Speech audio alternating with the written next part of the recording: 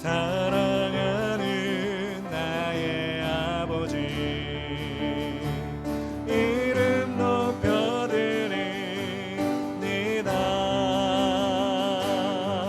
주의 나라 찬양 속에 임하시니 능력에 주께 찬송하네. 전능하신 하나님 찬양 언제나 동일하신 주. 전능하신 하나님 찬양 영원히 다스리네.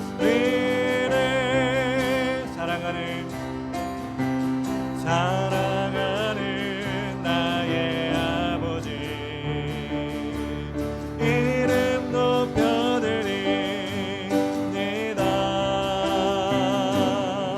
주의 나라 찬양 속에 임하시니 능력에 주께 찬송하네. 전능하신 하나님 찬양 언제나 동일하신 주. 전능하신 하나님 찬양 영원히 다스리네. 전능하신 하나님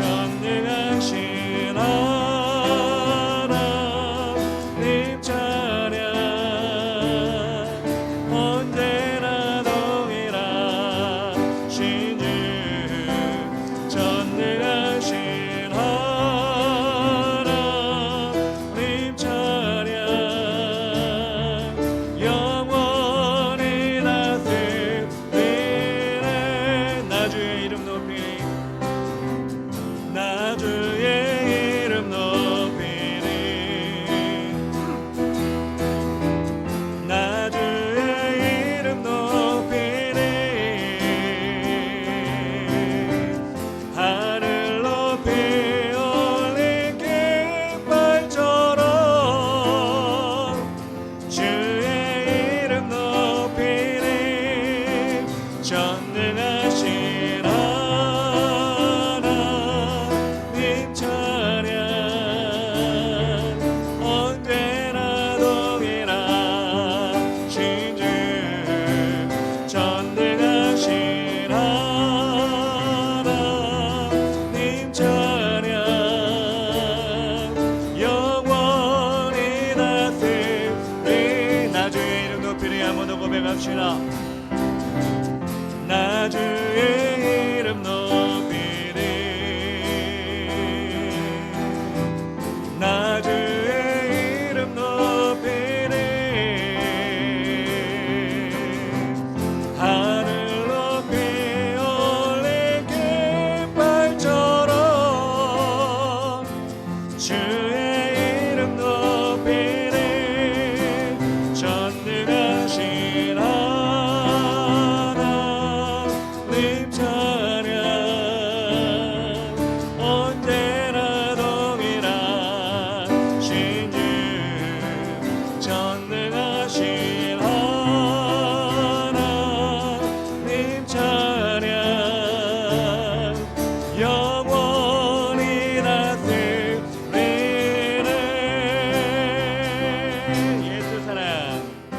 예수 사랑하심을 거룩하신 말일세. 우리들은 약하나 예수 권세만 도다. 날 사랑하신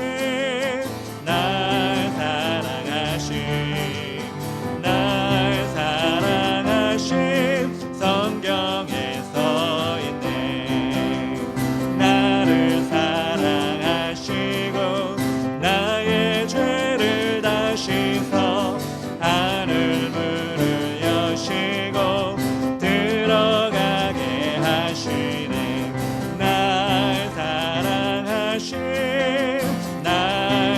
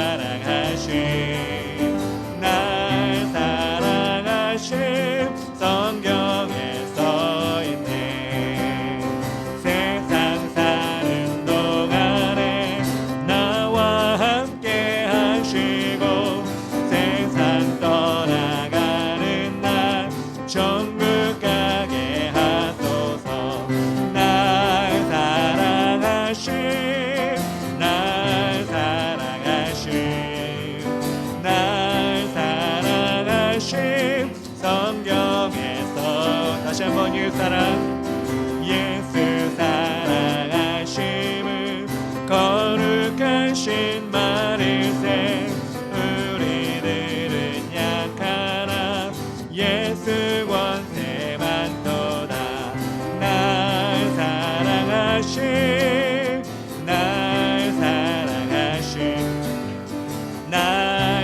사랑하심 성경에 써있네 나를 사랑하시고 나의 죄를 다시서 하늘 문을 여시고 들어가게 하시네 날 사랑하심 날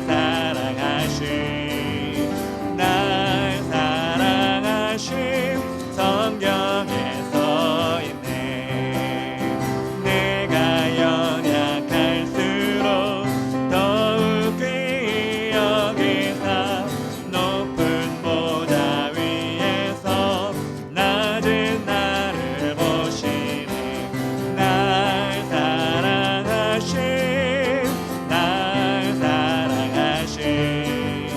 날 사랑하심 성경에 써있네 세상 사는 동안에 나와 함께 하시고 세상 떠나가는 날 천국 가게 하소서 날 사랑하심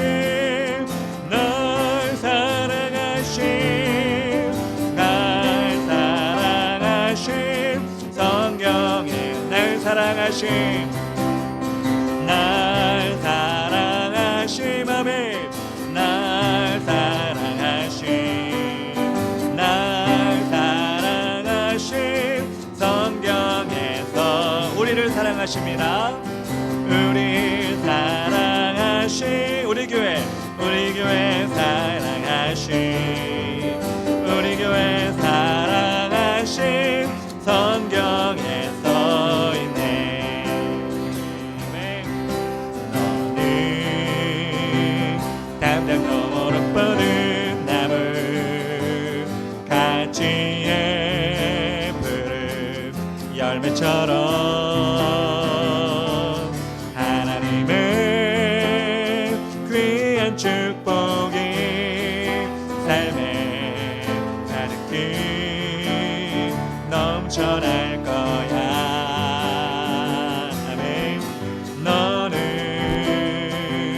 어떤 시련이 와도 내게 이겨낼 강한 발이 있어 전능하신 하나님께서 너와 언제나 함께 하시니 너는 하나님의 사람 아름다운 하나님의 사람 나는 너 위해 기도하며 내 길을 축복할 거야 너는 하나님의 선물 사랑스러운 하나님의 열매 주의 품에 꽃 피운 나무가 되어줘 다시 한번 너는 담장 너머로 뻗은 나무 강추의 푸른 열매처럼 하나님의 귀한 축복이 삶에 가득히 넘쳐날 거야 너는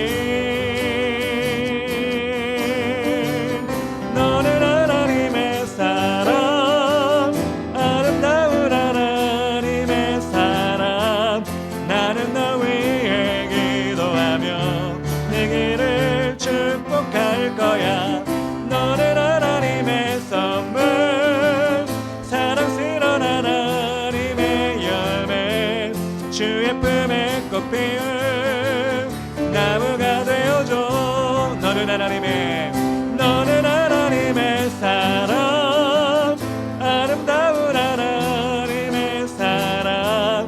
나는 널 위해 기도하며 내 길을 축복할 거야.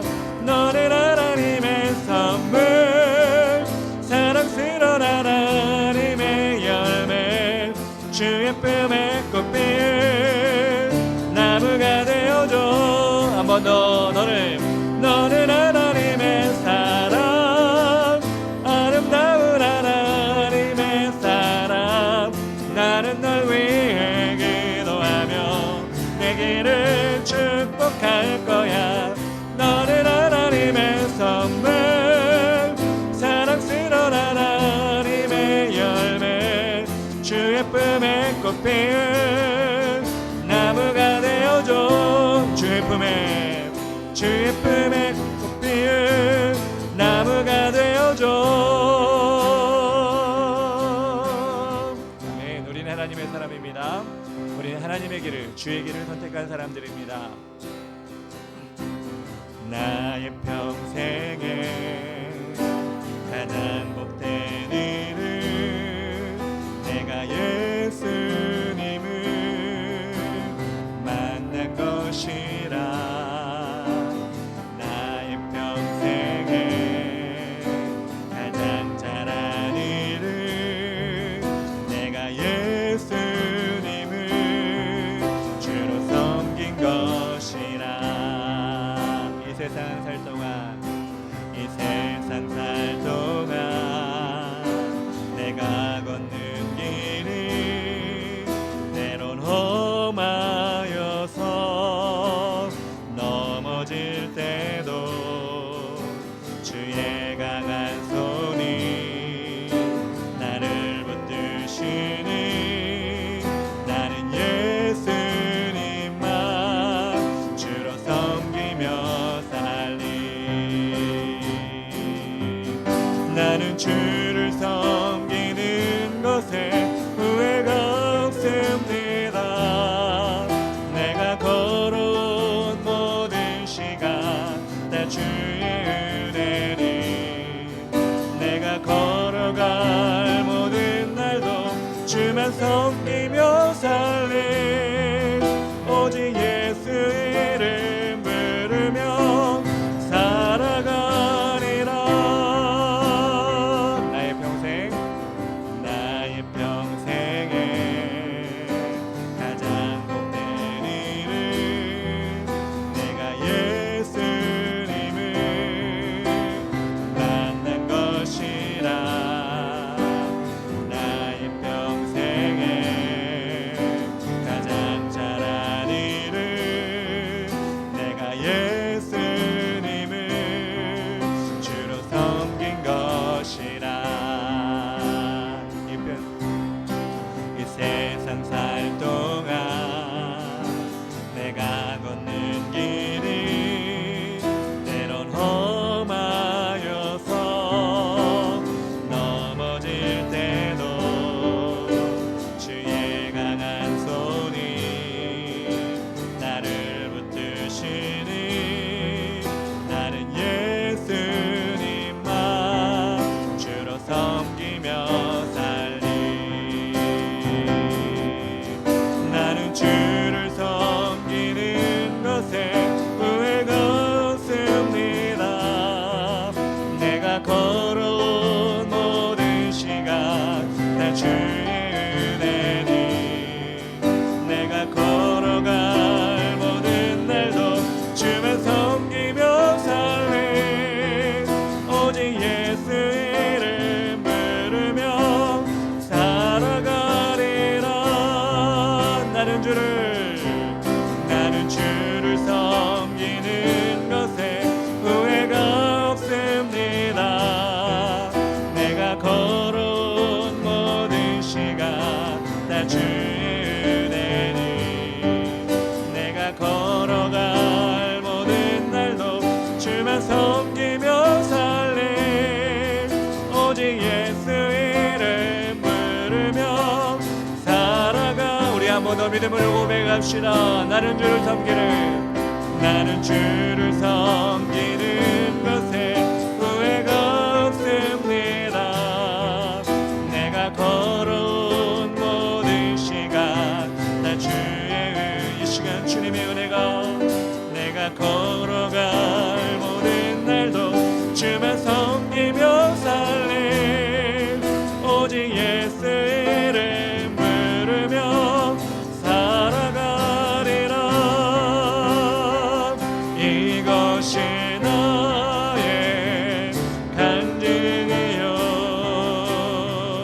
이것이 나의 찬송일세. 나 사는 동안 끊임없이 그 주를 찬송하리로다. 이것이 나의 간증입니다.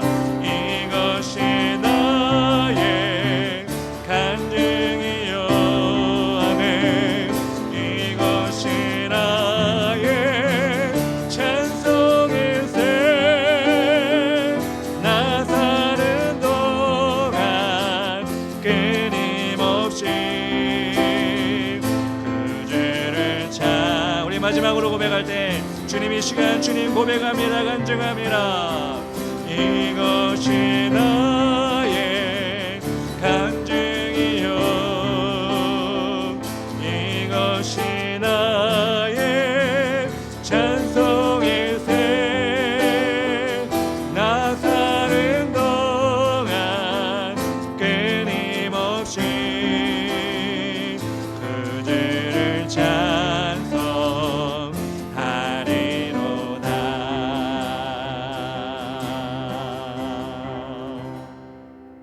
아멘. 블레셋 사람이 방패든 사람을 앞세우고 다윗에게로 점점 가까이 나아가니라.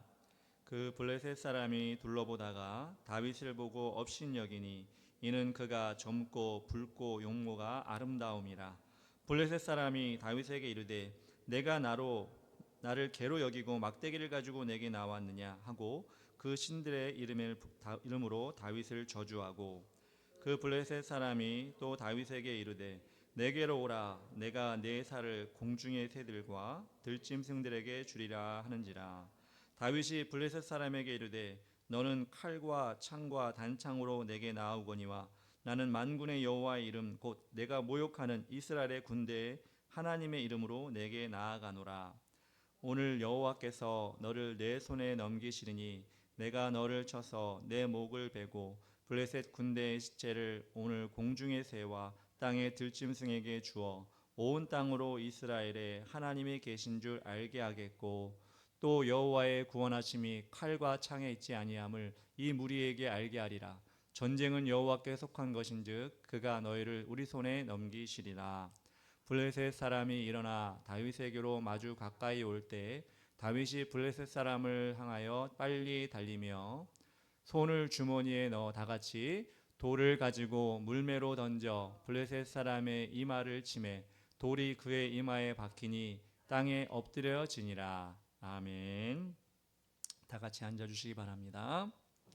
오늘 말씀은 사무엘상 17장 41절부터 49절까지 말씀을 통해 유에서 더 큰 유를 창조하자라는 제목으로 하나님 말씀을 전하겠습니다. 우리는 계속 주일 설교 말씀 가운데 창조하자를 반복하고 있습니다. 첫 주에는 우리가 유에서 무를 창조하자, 지난주에는 무에서 유를 창조하자였습니다. 오늘은 유에서 더 큰 유를 창조하자. 비슷비슷한 말인 것 같지만 여러분 설교 말씀을 기억해 보시면 어떤 의미인지 다 구분이 될 것 같습니다. 창조라는 영역은 물론 하나님의 것입니다. 우리 인간은 그 어떤 것도 창조할 수가 없습니다. 하나님이 창조하신 것을 발견할 수는 있고 하나님이 창조하신 것을 바탕으로 발명할 수는 있지만 창조할 수 있는 존재가 인간은 못 됩니다. 그럼에도 불구하고 계속해서 창조하자라고 말씀드리는 것은 우리의 인생에서 하나님의 도우심으로 우리가 못하는 것, 우리가 생각할 수 없는 그것을 할 수 있다는 것을 우리가 말씀드리고 싶어서 말씀을 그렇게 제목을 정한 겁니다. 예수님의 제자들이 어떻습니까? 예수님의 제자들은 꿈에도 꾸어보지 못한 귀신을 쫓아내는 능력을 발견하게 되었습니다. 하늘에 자신의 이름이 기록되는 것을 알게 되었습니다. 다 예수님과 함께 했기 때문에 그렇습니다. 가족 가운데 남자가 없어서 여자밖에 없는, 딸들밖에 없는 그런 슬로보아스의 자녀들, 딸들은 당당하게 하나님 앞에 나아가 자신의 문제를 내어놓았을 때 하나님께서 그들의 말이 옳다 인정하시고 기업을 그 딸들에게도 허락해 주셨습니다. 성경의 모든 일들은 하나님, 예수님, 성령님의 인도하심으로 좋은 결과로 나오게 됩니다. 그렇다면 그 성경에서와 마찬가지로 여러분에게도 동일한 역사가 있는 것을 믿으십니까? 아멘. 저도 믿습니다. 그런 믿음 없이 우리가 매주 교회를 나오고 기도를 하고 때로는 봉사를 한다는 것은 반쪽 신앙밖에 될 수가 없습니다. 성경에 나온 창조의 신앙을 경험하면서 우리의 신앙이 업그레이드 되는 것을 경험하고 더 큰 일을 감당할 수 있다고 하는 그 믿음을 발판으로 삼아야지만이 우리 신앙이 성장하고 있다는 증거가 되는 것입니다. 세상은 점점 발전하고 있습니다. 그리고 발전해야 된다고 계속해서 말하고 있습니다. 그런데 우리 신앙은 그 자리에 머물러 있다면 그 세상에 의해 휩쓸릴 수밖에 없는 것입니다. 세상이 발전할수록 우리의 신앙을 무너뜨리는 방법들이 더 다양해지고 더 적나라해집니다. 우리가 하나님의 자녀로서 그 세상을 이길 수 있는 방법 또한 다양해야 하고 그 해답을 온전히 우리의 지혜나 우리의 명철이 아니라 하나님의 말씀인 성경에서 찾아야 하는 것이 우리의 사명인 것입니다. 우리가 그 말씀을 의지해서 오늘 말씀에는 소년 다윗이 나옵니다. 엄청난 적을 맞이하게 됩니다. 잘 아시겠지만 바로 골리앗입니다. 구척 장신의 골리앗은 거인이라고 불리는 사람이었습니다. 누구도 이길 수 없는 그런 사람이었습니다. 백전백승이었습니다. 패했으면 벌써 죽었겠죠. 그런데 백전백승 언제나 이겼습니다. 그리고 그가 이스라엘 백성을 이길 때마다 이스라엘 군대는 점점 위축되었습니다. 그리고 그가 이길 때마다 이방신의 이름으로 하나님의 이름을 멸시하기까지 했습니다. 그런데 이 상황 가운데 나설 수 있는 이스라엘 사람들이 아무도 없었습니다. 그게 더 슬픈 일이었습니다. 왕인 사울 밑에 있는 장군들도 하나같이 쳐다보고만 있을 뿐 그 골리앗을 맞서서 상대할 수 있는 사람이 아무도 없었습니다. 말 그대로 전의를 상실하고 모든 걸 내려놓은 상태였습니다. 그런데 하나님은 이 상황 가운데 한 사람을 준비시키고 있었습니다. 바로 소년 다윗입니다. 장군 다윗이 아니라 소년 다윗이었습니다.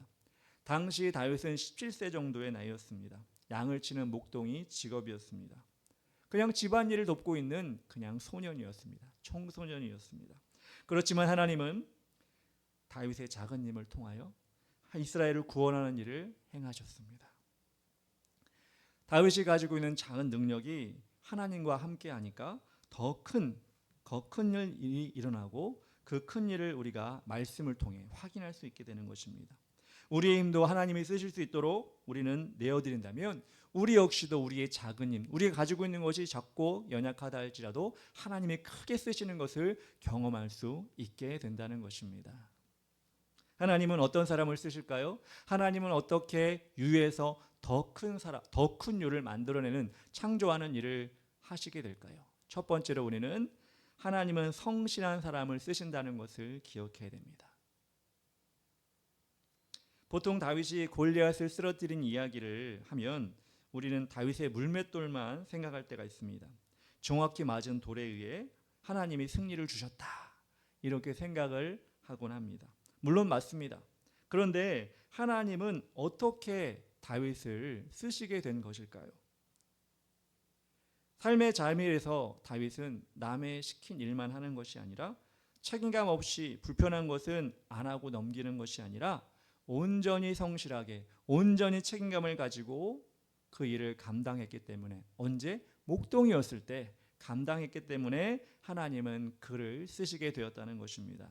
하나님도 사람을 볼 줄 아시기 때문입니다. 다시 말해서 하나님은 중심을 보시기 때문에 그렇다는 것입니다. 다윗이 골리앗이 있는 전쟁터로 어떻게 가게 됐을까요? 골리앗의 소식을 듣고 싸우려고 갔을까요? 그게 아닙니다. 다윗이 그곳에 간 이유는 심부름을 간 것입니다.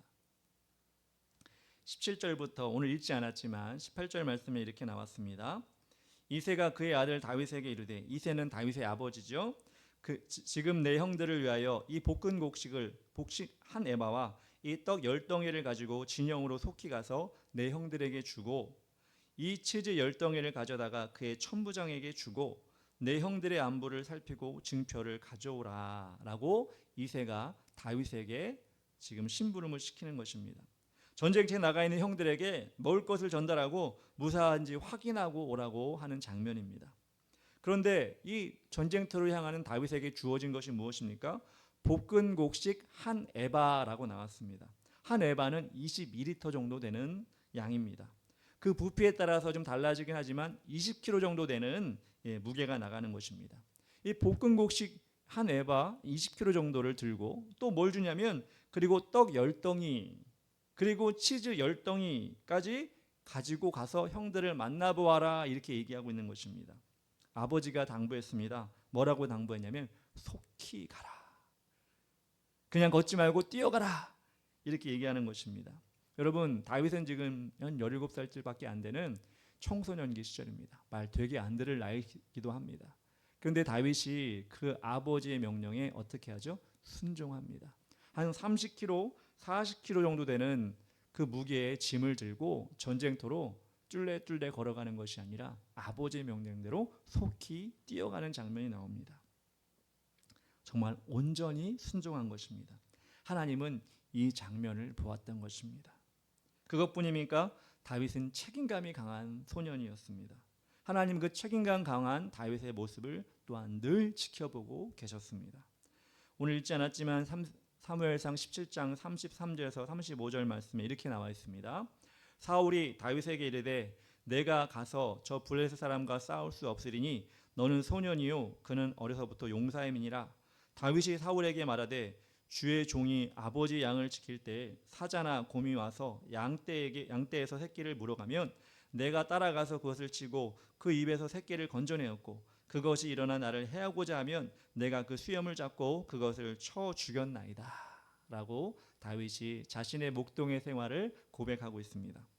양을 치면서 여러 가지 문제가 있었겠죠. 날씨도 안 좋았을 것이고 양이 말을 안 들었을 수도 있고 또 여러 가지 다른 경쟁 목동들이 나타날 수도 있고, 그런 가운데 있지만 가장 큰 어려움은 무엇이었을까요? 물론 저는 양을 쳐본 적이 없기 때문에 모르겠지만 그래도 생각해 보니까 야생동물의 습격이 아마 어렵지 않을까라는 생각을 합니다. 여러분, 사자하고 곰을 본 적이 있나요? 네, 동물원 가서 보셨죠? 저도 동물원에서 마치 실제로 본 적이 없습니다. 사자와 곰을 실제로 보면 도망가야죠. 근데 여러분, 동물원에서 볼 때 사자든 곰이든 우리를 만들어 놓고 유리 같은 것, 철조망 같은 거를 세워놓고 멀리서 보게 합니다. 여러분, 그런 안전장치를 해놓음에도 불구하고 여러분 가까이 가려면 좀 무섭잖아요. 그죠? 그 크기, 사자의 크기, 곰의 크기, 그리고 그 앞발, 이빨, 여러분 그걸 보면요, 간이 콩알만해집니다. 그런데 그 사자와 곰이 실제로 나에게 달려온다고 생각해 보십시오. 끔찍하죠. 끔찍합니다. 얼마나 무섭겠습니까? 얼마나 두려웠겠습니까? 양이고 뭐고 나몰라로 도망칠 것 같습니다. 저 같으면. 그런데 다윗은 자신의 양은 자기가 지킨다는 신념으로 투철한 책임감이 있었던 사람입니다. 그래서 곰을 쫓아가서 새끼를 건져내고 사자의 수염을 잡고 그것을 쳐 죽였다는 것입니다. 여러분, 이 소년 다윗이 이 정도 책임감이라면 웬만한 장수들보다 대단한 건 아니겠습니까? 근데 그 장면을 하나님이 보았다는 것입니다. 지금 하나님은 우리를 지켜보십니다. 하나님 앞에서 온전히 헌신하고 예배하고 이 자리에서 맡겨진 일에 최선을 다하는 모습을 하나님이 보실 것입니다. 아직은 우리가 시작한 지 얼마 안 돼서 우리에게 맡겨진 일들이 뭔지를 잘 몰라요. 회신자가 오면 어떻게 하고 또 예배 중에는 어떻게 하고 예배가 끝나면 우리는 어떻게 하고, 우리는 처음이니까 아직 그 역할 분담을 많이 하지 못해가지고 우리가 뭘 해야 될지를 아직 모릅니다. 앞으로 차차 교육을 할 것입니다. 그런데 그렇게 하면서 우리가 생각해야 되는 것은 무엇이냐면 이 다윗의 성실함이에요. 이 다윗의 책임감입니다. 그렇게 우리에게 맡겨진 하나님의 전을 위해, 하나님의 나라를 위해 우리에게 맡겨진 일을 우리가 다윗처럼 성실하고 책임감 있게 한다면 하나님이 다윗을 보신 그 눈, 그것이 우리를 향할 줄 믿습니다. 그렇게 하나님이 우리를 통해 다윗처럼 큰 일을 감당할 줄 믿습니다. 그래서 우리가 예배 드리는 거 너무나 귀한 일이고, 그렇지만 예배뿐만 아니라 이 교회 안에서 우리가 행해야 될 모든 일들에 다윗처럼 한번 우리가 실행해 봅시다. 올 한 해 그렇게 한번 하나님께 영광을 돌린다는 마음으로 해봅시다. 인간은 못 알아줄 수 있고 사람들은 잊을 수 있지만 우리 하나님께서는 그 사람들의 모습을 다 지켜보시고 그 연약한 모습, 부족한 모습이지만 그 사람을 통하여 하나님께서 큰 일을 행하실 줄 믿습니다. 한 사내가 농장에서 일자리를 구하고 있습니다. 그는 농장에 찾아가서 새로운 주인에게 춘천장, 자기가 받은 추천장을 그 새 주인에게 전해주면서 써달라고 이야기합니다. 새 주인이 그 추천장을 받아들었습니다. 그 추천장에는 이렇게 써 있었습니다. 이 사람은 폭풍우가 치는 날에도 잠을 잡니다. 이 한 줄밖에 없는 거예요. 근데 이 주인이, 새 주인이 좀 이상하긴 하지만 그래도 일손이 막 부족한 상황 가운데 있으니까 급해서 이 사람을 썼습니다. 그 자리에서 고용을 했습니다. 그런데 어느 날 밤 갑자기 사나운 폭풍우가 마을에 몰아쳤습니다. 거센 비바람 소리에 깜짝 놀란 농장 주인은 침대에서 일어나 밖으로 뛰어나갔습니다. 그는 그 새롭게 고용한 사내를 불렀지만 사내는 깊이 잠들어 있어서 주인은 급히 외양간으로 달려갔습니다. 놀랍게도 가축들은 넉넉한 여물 옆에서 안전하게 자고 있었습니다. 그는 밀밭으로 갔습니다. 뛰어나갔습니다. 밀 집단들은 단단히 묶여져 있고 방수천에 덮여 있었습니다. 이번엔 곡물 창고로 갔습니다. 문들에는 빗장이 다 채워져 있고 곡물들은 비 한 방울 맞지 않고 있었습니다. 그제야 주인은 이 사람은 폭풍우가 치는 날에도 잠을 잡니다 라고 하는 그 추천장의 의미를 깨달았습니다. 여러분, 이런 사람으로 인정받고 싶지 않습니까? 가장 먼저 하나님이 인정하면 사람이 인정해 줍니다. 하나님이 쓰시면 사람은 당연히 쓰게 됩니다. 여러분의 삶 가운데 이렇게 하나님께 인정받기 원합니다 라는 마음을 심어 두십시오. 그러면 그 심어진 열매가 점점 자라가서 하나님이 크게 쓰시고 세상에서도 크게 쓰는 하나님의 사람이 될 줄 믿습니다. 두 번째로, 유에서 더 큰 유를 창조하는 사람은 어떤 사람일까? 하나님의 이름을 높이는 자를 쓰시게 됩니다. 유에서 더 큰 유를 창조하는 사람의 특징, 하나님의 이름이 망령되이 일컬어지는 것을 참지 못하는 사람입니다.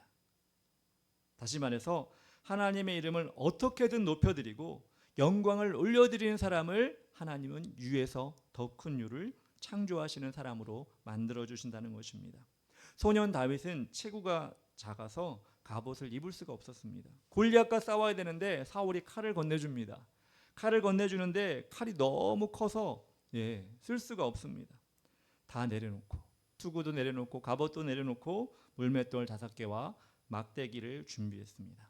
그렇게 단순하게 골리앗 앞에 섰을 때 골리앗은 자신의 신을 부르며 비웃었습니다. 43절, 44절 골리앗이 한 말이 이렇습니다. 블레셋 사람이 다윗에게 이르되 내가 나를 개로 여기고 막대기를 가지고 내게 나왔느냐 하고 그의 신들의 이름으로 다윗을 저주하고 그 블레셋 사람이 또 다윗에게 이르되 내게로 오라 내가 내 살을 공중의 새들과 들짐승들에게 주리라 하는지라. 다윗은 자신이 체구가 작다고 깔보는 것도 가지고 있는 무기가 시원찮아서 무시하는 것도 참을 수 있었습니다. 그런데 하나님과 상대도 되지 않는 블레셋의 신, 블레셋에는 다곤이라는 신이 있었죠. 그 신을 부르면서 저주하는 것은 도저히 참을 수가 없었습니다. 왜냐하면 다윗에게 유일한 신은 만군의 하나님 한 분뿐이셨기 때문입니다. 하나님은 그 어떤 것과도 비교할 수 없는 가장 존귀한 분이기 때문입니다. 주 예수보다 더 귀한 것은 없네. 이 세상 부귀와 바꿀 수 없네. 영주 대신 돌아가신 그 놀라운 사랑 잊지 못해 세상 즐거움 다 버리고 세상 자랑 다 버렸네. 주 예수보다 더 귀한 분은 없네. 예수 밖에는 없네. 아멘. 보통 이렇게 부르면 따라 부르시기도 하던데 부르셨는데 소리가 작은 것 같습니다. 앞으로 사람이 많아지면 이 찬양하면 다 따라 부를 것 같습니다. 이 찬양 여러분 다 기억하실 것입니다. 이 찬양의 유래가 오늘 주보 뒷면에 조지 쉐어라는 사람이 지은 그 의미가 나와 있는데 한번 읽어보시면 참 은혜가 됩니다. 이 아찔한 상황 가운데 다윗에게 골리앗이 보인 것이 아니라 주 하나님만 보였기 때문에 다윗은 분노했던 것입니다. 어떻게 이방신을 믿는 골리앗이 하나님의 이름을 저주할 수 있을까? 이것이 마음에 걸린 다윗은 정말 호기롭게 외칩니다. 아니, 믿음으로 외칩니다. 뭐라고 외칠까요? 오늘 좀 긴 말씀인데 아까도 읽었지만 45, 46, 47절 우리 다 같이 한번 여러분도 다윗과 같은 마음으로 한번 같이 읽어봤으면 좋겠습니다. 시작. 다윗이 블레셋 사람에게 이르되 너는 칼과 창과 단창으로 내게 나아오거니와 나는 만군의 여호와의 이름 곧 내가 모욕하는 이스라엘 군대의 하나님의 이름으로 내게 나아가노라. 오늘 여호와께서 너를 내 손에 넘기시리니 내가 너를 쳐서 내 목을 베고 블레셋 군대의 시체를 오늘 공중에 세워 땅의 들짐승에게 주어 온 땅으로 이스라엘의 하나님이 계신 줄 알게 하겠고 또 여호와의 구원하심이 칼과 창에 있지 아니함을 이 무리에게 알게 하리라. 전쟁은 여호와께 속한 것인즉 그가 너희를 우리 손에 넘기시리라. 아멘. 내가 작고 약하지만 너 정도는 문제 없어. 내가 지금까지 사자와 곰도 쫓아버렸는데 이길 수 있어. 덤벼봐라. 이게 아니에요. 다윗은 그렇게 얘기하지 않았습니다. 구절구절마다 여러분 누구의 이름이 나옵니까?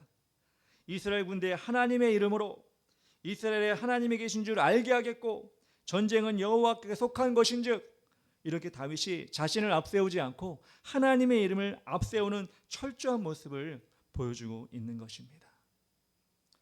이런 다윗을 하나님께서 어떻게 돕지 않을 수 있겠습니까? 하나님께서 어떻게 그 위험 가운데 그냥 놔두시겠습니까?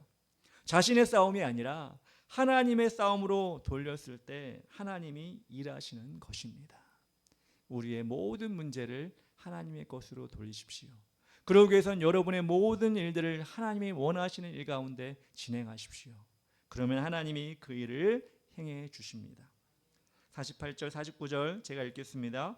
블레셋 사람이 일어나 다윗에게로 마주 가까이 올 때 다윗이 블레셋 사람을 향하여 빨리 달리며 손을 주머니에 넣어 돌을 가지고 물매로 던져 블레셋 사람의 이마를 치매 돌이 그의 이마에 박히니 땅에 엎드려지니라. 다윗이 가지고 있는 물맷돌 5개 다 필요하지 않았습니다. 첫 번째 돌이 이마에 박혔다고 나왔습니다. 히브리어 타바라고 하는데 타바라는 뜻은 정확히 말하면 박히다라고 하는 것보다 심다, 고정하다라고 하는 것이 더 맞는 말이라고 할 수 있습니다. 아니요, 그렇게도 쓸 수 있다는 것입니다. 누가 그 작은 돌을 골리앗의 머리에 타바 심었을까요? 누가 그 작은 미간의 틈, 여러분 투구를 쓰면 보이는 건 딱 미간밖에 없어요. 그런데 그 미간에 그 돌을 타바 고정시켰을까요? 바로 하나님이 하신 것입니다. 우리가 종종 잊어버리는 부분이 있는데 골리앗은 다윗 앞에 혼자 나와 있는 게 아니에요. 여러분 그림을 보면 골리앗 크게 있고 다윗 조그맣게 있고 이러잖아요. 근데 여러분 성경에 보면 또 한 사람이 더 있어요. 제가 41절을 읽어드리겠습니다. 블레셋 사람이 골리앗이죠. 방패든 사람을 앞세우고 다윗에게로 점점 가까이 나아가니라. 골리앗 혼자 있는 것이 아니라 골리앗은 창을 들고 꼭 칼을 들고 있었어요. 근데 골리앗 앞에 방패든 사람이 한 명 더 있었다는 거예요. 왜? 창 들고 칼 들고 방패를 들 수 없으니까 방패든 사람이 한 사람 더 있어서 골리앗을 방패로 막아줬던 겁니다. 여러분, 그러면 이거 인간이 다윗이 지금 센 것도 아니에요. 돌 던지는 다윗이에요. 그런데 돌을 던진다고 쉽게 통과할 수 있었겠습니까? 골리앗도 강한데 앞에 방패든 사람 한 명 더 있는데 이게 가능했겠습니까? 가능하지 않았겠죠. 다윗의 그 작은 돌을 가지고 하나님께서는 놀라운 일을 행하셨습니다. 다시 말해서 다윗의 그 작은 돌 유에서 골리앗을 물리치는 그 큰 유를 하나님이 창조하신 것입니다. 다윗이 하나님의 이름을 높이는 사람이었기 때문에 큰 일을 이루신 것입니다. 만일 여러분 삶 가운데서도 어떻게든 하나님의 이름을 높이는 일에 힘을 쏟는다면 여러분의 삶에도 유에서 더 큰 유를 창조하는 그 일을 분명히 하나님이 진행하실 것입니다. 최근에 우연히 TV 채널을 돌리다가 예전에 보았던 기독교 영화를 본 적이 있습니다. 또 보게 되었습니다. 한 번 본 게 아니에요. 한국어 제목이 뭐냐면 믿음의 승부라는 제목입니다. 저는 이 영화가 너무 재밌기도 하고 또 믿음적으로 신앙적으로 너무 귀하다고 여겨서 한 5번 정도는 본 것 같아요. 또 봐도 재밌고 또 봐도 재밌습니다. 제가 그렇게 본 또 봐도 재밌는 영화가 한 2편 더 있는데 그건 나중에 얘기하고, 그건 신앙의 영화가 아니라. 근데 믿음의 승부도 제가 볼 때마다 재밌고 이번에도 한 몇 주 전에 또 봤습니다. 처음엔 보다가 그냥 꺼야지 했는데 끝까지 또 보게 된 거예요. 저는 이 영화가 너무 귀해서 예전에 중고등부 예배 때, 제가 중고등부를 섬길 때 중고등부 예배도 1시간 좀 넘게 했는 예배인데 그때는 찬양도 안 하고 예배도 안 드리고 이 영화만 계속 끝까지 봤어요. 처음부터 끝까지. 학생들에게 너무 보여주고 싶어서 이 영화를 끝까지 본 적이 있습니다. 왜냐하면 우리 믿음의 도전이 되는 영화라고 생각이 됐기 때문에 그렇습니다. 이 영화의 내용은 이렇습니다. 어떤 고등학교에 미식축구 감독이 있습니다. 그 축구팀은 불행히도 성적이 좋지가 않아요. 성적이 좋지 않으니까 대학을 가야 되는데 이 성적이 좋지 않은 팀에 계속 머물러 있고 싶지 않으니까 잘하는 선수들이 1명, 2명 떠나게 됩니다. 여러분, 잘하는 선수들이 떠나게 되면 더 성적이 안 좋아지겠죠? 그래서 매일 경기를 져요. 매일 경기를 지니까 이 지고 있는 경기를 보고 있는 코치도, 감독도 마음이 편치가 않습니다. 또 그 팀에 학생을 보내는 학부모들도 마음이 좋지 않았겠죠. 그래서 이 감독 몰래 학부모들이 회의를 열어서 이 감독을 쫓아내자, 다른 사람을 안 치자, 이렇게 얘기하고 자신의 아이들에게도 이 감독 욕을 막 하는 거예요. 야, 너네 감독 너무 못하는 거 아니야, 막 이렇게 욕을 합니다. 그러니 아이들이 말을 잘 듣겠어요? 말도 잘 안 듣지요. 훈련이 제대로 되겠습니까? 제대로 되지 않습니다. 정말 탈출구가 보이지 않습니다. 이 팀은 정말 망할 것 같아요. 그런데 이 감독에게 또 문제가 있었는데 그것이 무엇이냐면 가정적으로 아이를 갖고 싶은데, 부인이 임신하고 싶은데 그것이 번번이 안 되는 거예요. 노력을 하고 기도를 해도 안 되는 겁니다. 수년 동안 실패하고 아기가 생기지 않으니까 부부가 정말 지쳐갔습니다. 또 문제가 있는데 뭐냐면 돈이 없어요. 가정이 가난해요. 왜냐하면 잘하는 팀도 아니고 못하는 팀의 고등학교 감독이니 월급이 오르겠습니까? 오르지도 않아요. 이 집에 차가 있는데 차가 매일 계속 고장이 납니다. 고장이 나면 누굴 불러가지고 끌고 오든지 정비소에 바로 맡기든지, 차를 새로 살 돈도 없어요. 그러니까 이 사람의 인생은 어떻게 보면 직장에서도 가정에서도 하느님 모든 일마다 번번이 실패하는 그런 사람이었습니다. 노력해도 안 되고 주변 사람들도 인정을 안 해주고 기대하고 소망하는 바는 이루어지지 않는 사면초가의 상태에 빠져서 매일 눈물만 흐르는 것이죠. 괴로운 시간을 보내게 되었습니다. 그렇게 괴로운 시간을 보내고 잠 못 이루는 밤이 있었습니다. 긴 밤을 뜬 눈으로 새우고 이 사람이 결심한 것이 있었습니다. 아니, 지푸라기라도 잡고 싶은 마음이 있었습니다. 그래서 해가 뜨는 새벽녘에 집 앞에 있는 숲속으로 성경책 한 권을 들고 나아갑니다. 하나님이 어떤 말씀을 주실지 자신도 모르지만 그렇게 성경책을 들고 나아갔을 때 하나님이 시편 18편 1절에서 3절의 말씀을 이 사람에게, 이 코치에게, 이 감독에게 줍니다. 제가 한번 읽어드리겠습니다. 나의 하나님이신 여호와여, 내가 주를 사랑하나이다. 여호와는 나의 반석이시요 나의 요새시요 나를 건지시는 이시요 나의 하나님이시요 내가 그 안에 피할 나의 바위시요 나의 방패시요 나의 구원의 뿌리시요 나의 산성이시로다. 내가 찬송받으실 여호와께 아뢰리니 내 원수들에게서 구원을 얻으리로다. 이 말씀을, 이 상심한 마음을 가지고 있는, 어찌할 바를 모르는 그 감독 코치의 마음에 하나님이 주십니다. 그 말씀 가운데 그 코치는 자신에게 있는 하나님의 이름을 기억했습니다.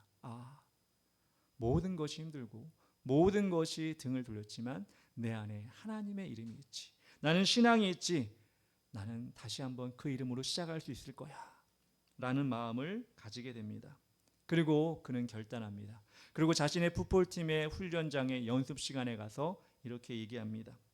풋볼 게임에서 이기는 것은 학생들에게 지금 얘기하는 거예요. 삶의 이유가 되어서는 안 돼. 나도 다른 사람들만큼이나 풋볼을 좋아하지만 챔피언 트로피조차도 언젠가는 먼지가 묻고 잊혀지는 법이야. 이때까지 생각해보면 우리만 생각해왔어. 우리가 어떻게 잘 보이고 어떻게 영광을 얻을지 이 성경을 읽을수록 삶은 우리의 것이 아니라고 깨닫게 돼. 우리는 그저 영광을 얻고 돈 벌다가 죽는 게 아니야. 성경은 하나님이 우리를 그분을 위해 만드셨다고 말하고 있어. 그분께 영광을 돌리기 위해서 예수님께서는 너희들의 삶을 통해 할 수 있는 가장 중요한 일을 말씀하셨지. 그것은 하나님을 전심으로 사랑하고 이웃을 내 몸과 같이 사랑하는 거야. 그래서 우리가 모든 게임을 이겨도 그것을 놓치면 우리는 아무것도 한 게 아니야. 풋볼은 아무 의미도 없는 거야. 그래서 나는 오늘 새로운 풋볼 철학을 너희에게 선보이려고 해. 풋볼은 하나님의 영광을 돌리기 위한 하나의 도구일 뿐이라는 거야. 이렇게 애들한테 얘기를 하는 거예요. 그리고 덧붙입니다. 제가 영화 속의 대사를 얘기하는 건데 좀 길지만 은혜가 되기 때문에 여러분 들어주시기 바랍니다. 그분은 너희들의 믿음에 관심이 있으시지. 그분은 너희들의 마음의 중심을 보시지. 만약 너희들이 풋볼 경기장에서 믿음을 지킨다면 하나님께서도 풋볼에 대해 관심이 있으시지. 왜냐하면 그분은 너희들을 돌보시니까. 하나님 우리가 그분을 위해 살도록 그분의 아들인 예수님을 희생하셨지. 그게 우리가 여기 존재하는 이유야. 근데 봐봐. 풋볼 경기장에서 뿐만 아니라 우리는 우리의 관계 속에서도 주님께 영광을 돌려야 해. 또한 권위를 존중해야 하는 데에도, 교실 안에서도, 그리고 집에 혼자서 인터넷을 할 때도 마찬가지야. 나는 주님이 우리 팀을 축복하셔서 사람들이 그분의 행하심에 대해 이야기했으면 좋겠어. 다시 말하자면 우리는 모든 부분에서 최선을 다해야 돼. 그리고 우리가 이겨도 주님께 찬양하고 우리가 져도 주님을 찬양하는 거야. 둘 중에 어떻게 되든 간에 우리의 행동과 태도도 주님께 영광을 돌려야 해. 그래서 너희들에게 묻는다. 무엇을 위해 사니? 나는 내가 가진 모든 것을 그분께 드리기로 결심했단다. 그리고 모든 결과를 주님께 맡길 거야. 이렇게 훈련 시간에 얘기한 거예요. 여러분 10대 그 청소년들이 처음에 얘기를 듣고 황당해하죠. 훈련을 안 하고 무슨 얘기를 하는 거지? 우리를 뭐 전도하려는 건가? 처음엔 이렇게 반항을 가졌어요. 근데 이 하나님의 말씀 받은 이 코치가 그 삶에 온전히 하나님께 영광 돌리기로 마음 먹으니까 훈련의 방식도 바뀌고 학생들에 대한 태도도 바뀝니다. 팀을 바꾸기 시작하고 하나님의 영광을 위해 팀을 운영하고 학생들이 하나님이 주시는 힘을 포기하지 않도록, 왜? 지금 계속 지니까 낙담하고 포기하려고 하는 학생들이 너무 많은데 그걸 포기하지 않도록 하나님의 마음을 불어넣어 준 겁니다. 풋볼 팀원들은 하나님을 앞세우는 코치에 대한 태도가 바뀌고 운동을 한답시고 대충 공부하던 공부의 태도도 바뀌었습니다. 그리고 반항만 하던 부모에 대한 태도도 바뀌기 시작합니다. 그렇게 되니 여러분 자연스럽게 팀의 성적이 올라갑니다. 하나가 되어 다른 팀들을 이기기 시작합니다. 전국대회 준결승에 올라가는데 아깝게 준결승에서 지고 맙니다. 계속 이기던 상황에서 그렇게 으쌰으쌰해서 하나가 된 상황에서 전국대회 준결승까지 올라갔으니 이길 만도 한데 져버린 거예요. 여러분 그렇게 그들의 승승장구하던 페이스가 끝났을 때 그들이 어떻게 했을까요? 그들은 하나님께 감사했어요. 왜? 져도 영광, 이겨도 영광이기 때문에 하나님께 영광을 올려드렸습니다. 왜냐하면 그 모든 일을 하나님이 이루셨기 때문입니다. 그렇게 영화가 끝난 줄 알았어요.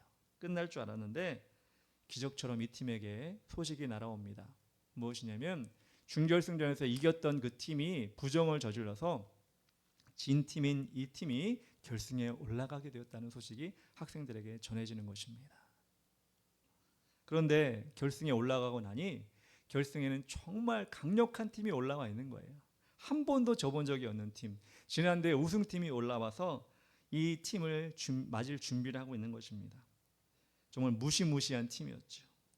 모두가 이 코치가 있는 팀이 패배할 것이라고 예상했습니다.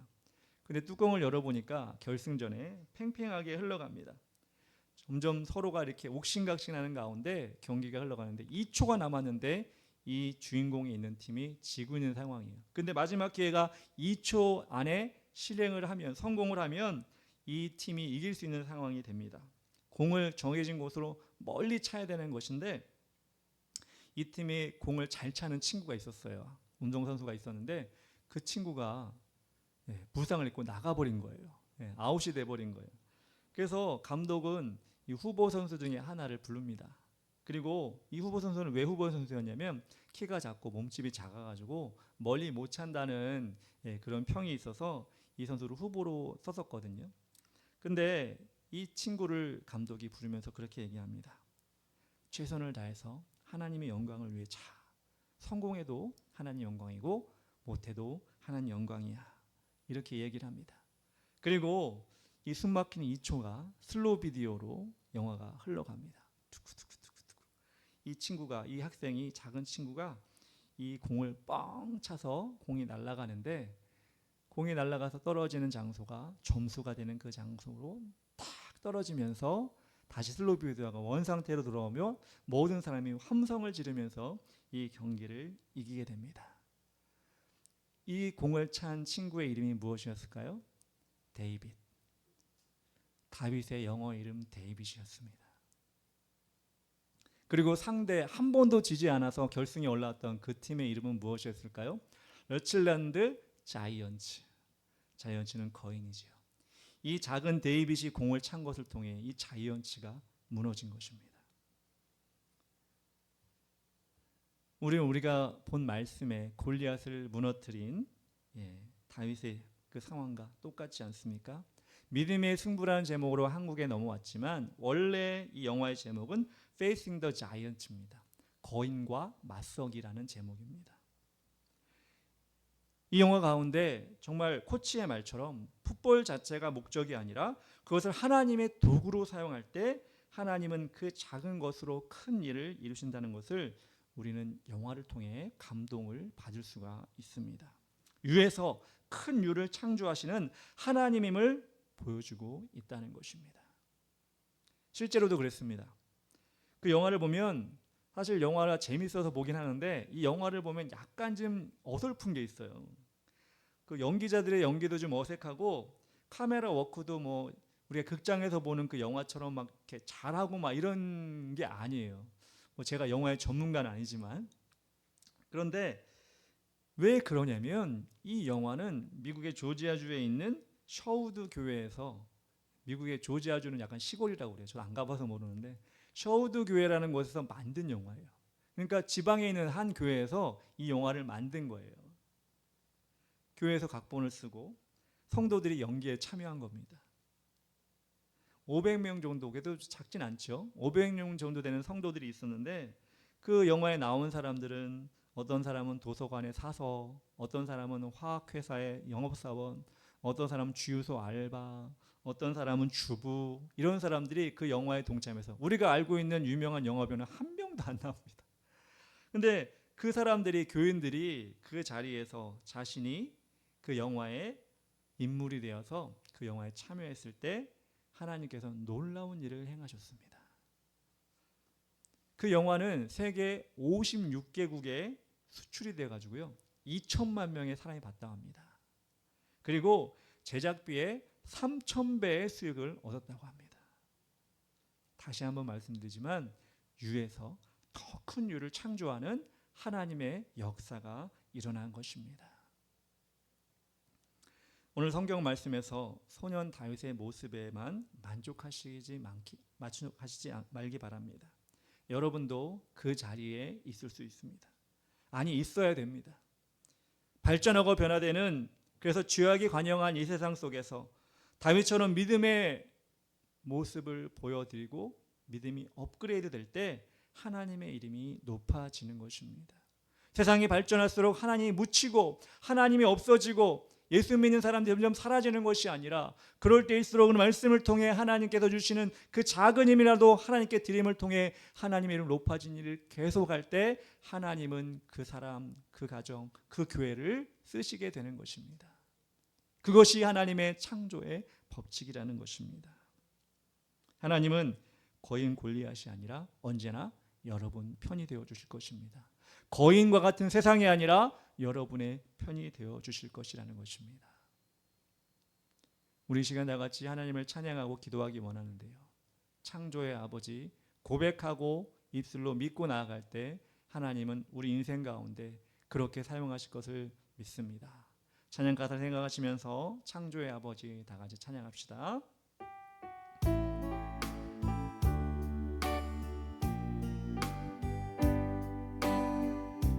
창조의 아버지 그 섭리 보이사 택하신 세대 일으키어 이 땅을 고치소서. 주의 크신 능력 만물이 사모하니 성령의 기름 부어주사 이 시간 임하소서. 주 영광 여기 마사 열방 향해 그 빛 비추소서. 주의 얼굴 그할 때 주의 향기 머물소서. 열방의 통치자 열방의 통치자 세상이 보리라 신실한 주의 약속으로 교회는 승리하리. 우릴 돌아보사 강건케 하소서. 연약한 모두 벗어지고 승리케 하옵소서. 주 영광 여기 마사 열방 향해 그 빛 비추소서. 주의 얼굴 그할 때 주의 향기 머물소서. 주의 나라가 힘없으며 주님의 뜻이 이루어지라. 이 땅 가운데 하나님 아들 영광 보이소서. 주 영광 여기 마사 열방 향해 그 빛 비추소서. 주의 얼굴 그할 때 주의 향기 머문 주 영광 여기 임하여 주시옵소서.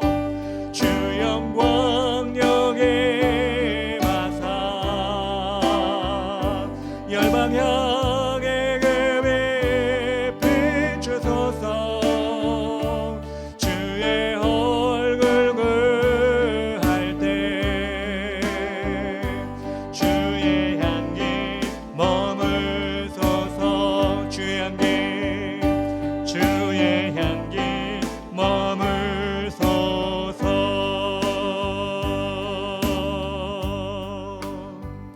시간 다 같이 합심해 기도하며 나아갈 때 하나님, 오늘 다윗이 자신의 연약한 힘을 가지고 하나님의 능력을 발휘하여 거인 골리앗을 이겼습니다.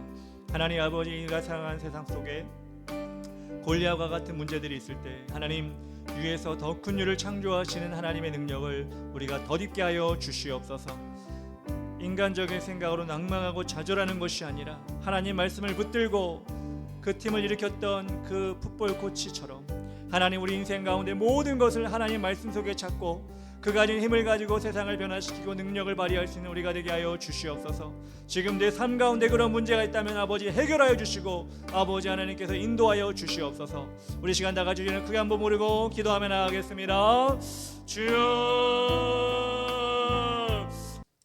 사랑과 은혜가 충만하신 하나님 감사합니다.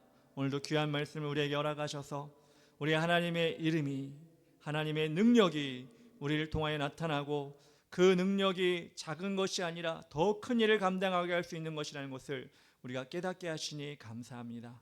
우리가 나아가게 될 세상 속에서 그런 하나님을 더욱 만날 수 있도록 인도하여 주시고 승리의 깃발을 들고 다시 돌아올 수 있도록 인도하여 주시옵소서. 우리 모든 성도들을 그렇게 사용하실 것을 믿사오니 하나님께서 인도하여 주시옵소서.